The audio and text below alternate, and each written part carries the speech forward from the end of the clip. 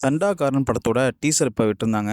Teaser வந்து விட்டு 2 நாள் ஆகுது. நான் கொஞ்சம் லேட்டா தான் வீடியோ போடுறேன். அந்த டைம் என்னால வீடியோ போட முடியல. இந்த டீசர் எப்படி இருந்துச்சு அப்படின்னு முதல்ல பார்த்துட்டு வந்துரலாம். இந்த டீசர்ல பெருசா கதைய எங்கேயுமே வந்து நம்மளால வந்து கண்டுபிடிக்கவே முடியல. டீசர் அந்த அளவுக்கு தான் கட் பண்ணி குடுத்துருக்காங்க. இது என்ன கான்செப்ட் அப்படிங்கிறது கண்டுபிடிக்க முடியல.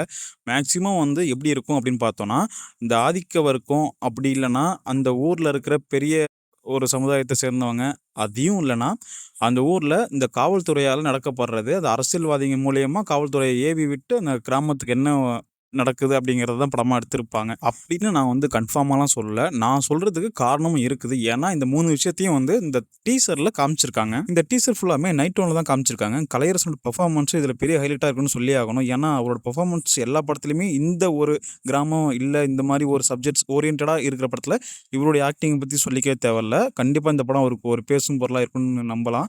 எனக்கு என்னமோ கிளைமேக்ஸ்ல இவரு இறந்துடுற மாரியும், அதுக்கப்புறம் அட்டகத்தி தினேஷ் தான் வந்து பண்ற மாரியும், அத பழி தீர்க்கிற மாரியும் இருக்கும்னு தான் நெனைக்கிறேன்.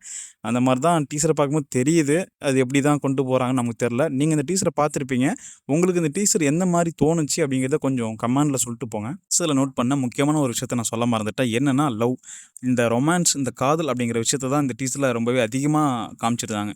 அப்படி இருக்கும்போது கண்டிப்பா வந்து இவங்க லவ்க்குள்ள ஏதோ ஒரு இஷ்யூ வருது. அதுக்கு காரணம் வந்து ஊர்ல இருக்க ஒரு கட்சிக்காரங்களோ, இல்ல பெரிய ஆளோ தான் காரணமா இருக்காங்க. அது எப்படி கொண்டு போயிருக்காங்க அப்படின்ட்டு நம்ம படம் பார்க்கும்போது தான் தெரியும். இல்ல ட்ரெய்லரையாவது இந்த படத்தோட கதை புரியிற மாரி ட்ரெய்லர் குடுக்குறாங்களான்னு பார்க்கலாம்.